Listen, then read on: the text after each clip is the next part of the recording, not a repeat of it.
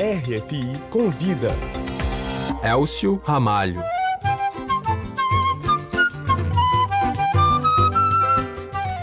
Ela é flautista, mas também toca outros instrumentos, é compositora e, por que não dizer, uma embaixadora também do choro brasileiro.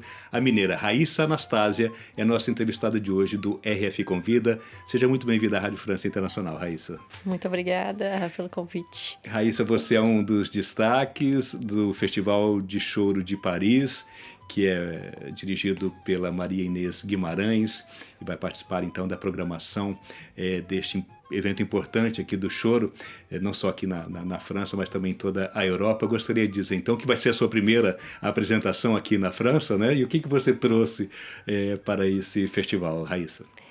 Então, é a minha primeira apresentação aqui e eu tô com um repertório só de mulheres compositoras de choro, que faz parte de uma pesquisa que eu venho desenvolvendo há um tempo de buscar e de resgatar e colocar em ação, né? Isso, assim, promover com que as pessoas toquem mais esse repertório, que conheçam mais o repertório que é feito e criado por outras mulheres. Agora, por que você escolheu justamente esse repertório? Você tem um trabalho, né, como você comentou, de pesquisa sobre mulheres compositoras no choro, Raíssa? Sim. Isso veio a partir de uma inquietude, né? Em Belo Horizonte, a gente possui um grupo formado só por mulheres, que é o Abre a Roda Mulheres no Choro. E eu, como diretora musical, fiquei, né, de procurar um repertório pra gente tocar. E eu falei assim, por que não fazer um repertório só de mulheres? E quando eu fui fazer essa pesquisa, assim, porque eu conhecia Chiquinho Gonzaga, Luciano Rabelo, aí fiquei assim, não, peraí, só tem essas duas? Não é possível. Eu não sabia nomear outras mulheres. E isso me deixou muito intrigada e, a partir desse dia, eu comecei a fazer uma pesquisa pessoal, de entrar em contato, perguntar para as pessoas, vocês conhecem outras mulheres compositoras, pesquisar na internet, entrar em contato, coletar essas partituras também com outras mulheres e já cheguei no número de 101 mulheres que eu conheço, que sei que tocam choro, que tem composições na linha do choro, tanto no Brasil quanto no mundo. E esse mesmo trabalho, porque quando eu fui perguntar para um amigo flautista, que foi meu professor depois de composição, você conhece alguma mulher compositora de choro? Aí ele virou para mim e falou assim, por que vocês não compõem?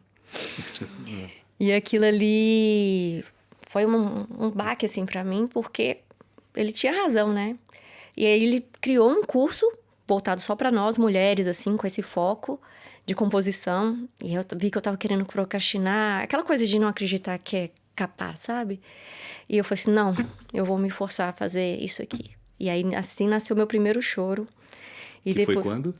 Foi uns 2 anos, 1 ano antes da pandemia. Eu não lembro, assim, que foi o primeiro choro, foi eu começando a chorar, assim, o meu primeiro choro.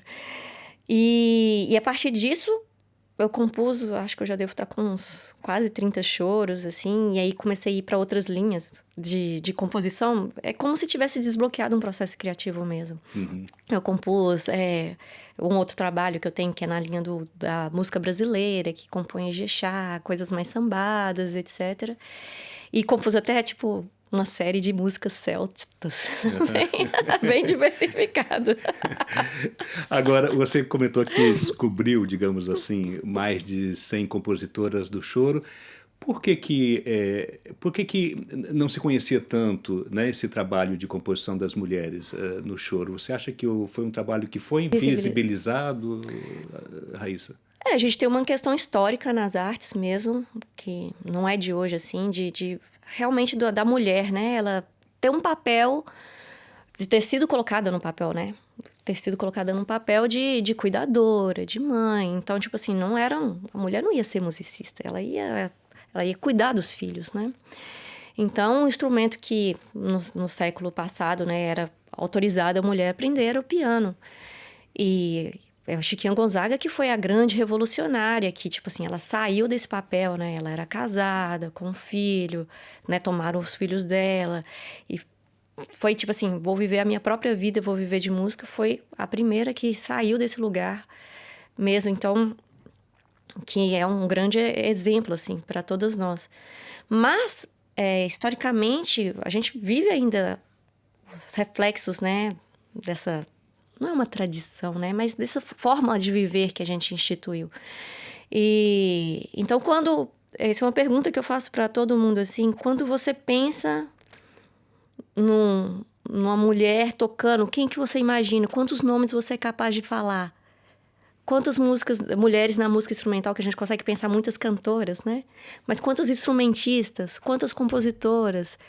E aí compara com a quantidade de nomes de homens que a gente é capaz de dizer, né? E eu falo que isso acontece até comigo mesmo, assim. Às vezes é hora de pensar assim, eu vou tocar com alguém. Às vezes o primeiro nome que vem na minha cabeça é um homem. Então é todo um movimento construído, né, socialmente, que a gente precisa, né, de trabalhar para poder reverter, né? Assim, porque ele já está inserido, assim mesmo. No nosso integrado, né? Integrado. Agora, o Abre Roda Mulheres no Choro, então, vem um pouco, de uma certa forma, para dar essa maior visibilidade, né? Para esse trabalho, né? Como é que é? Quantas pessoas participam? É um trabalho muito lindo, assim, porque... Sabe, assim, de você poder estar num espaço com outras mulheres, eu como mulher, assim, e, tipo assim, se sentir acolhida, se sentir vista e apreciada dentro da sua forma de fazer, porque é lógico que nós, como mulheres, vamos fazer música como mulheres, não vamos fazer música como homens vão fazer música como homens, né? Então é como um pensamento de um coletivo, né? Que vai acolher, que vai criar esse espaço, que vai subir num palco e outras mulheres vão poder ver, olha, é possível a mulher subir no palco, olha, existem músicas de mulheres compositoras. Então é uma forma de inspirar futuras gerações, né? De crianças que vão ver, de terem uma referência visual de uma mulher tocando. Então, o grupo, então, se apresenta basicamente em Belo Horizonte? Basicamente em Belo Horizonte, sim. Nós somos 12 mulheres hoje, mas no início a gente era umas 22, começamos com muitas, né? E surgiu justamente de uma percepção de uma atriz chamada Michele, que morava lá em Belo Horizonte, hoje ela mora em São Paulo, de ter percebido uma ausência de mulheres na roda de choro. Então, quando tinha, aparecia era uma, outra, esse geralmente só solista.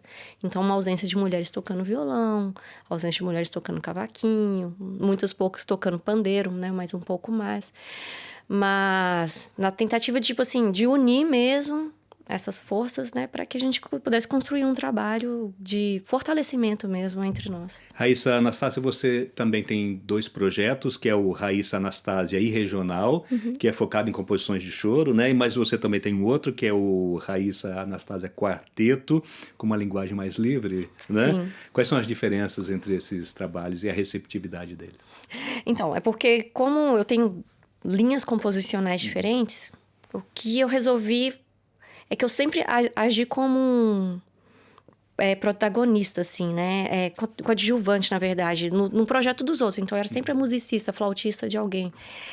E tomei uma coragem imensa de criar os meus próprios trabalhos. Então, Raíssa Anastásia Regional é um trabalho que eu fiz com outras mulheres, né? Que nós somos um quarteto, onde eu toco as minhas composições de choro.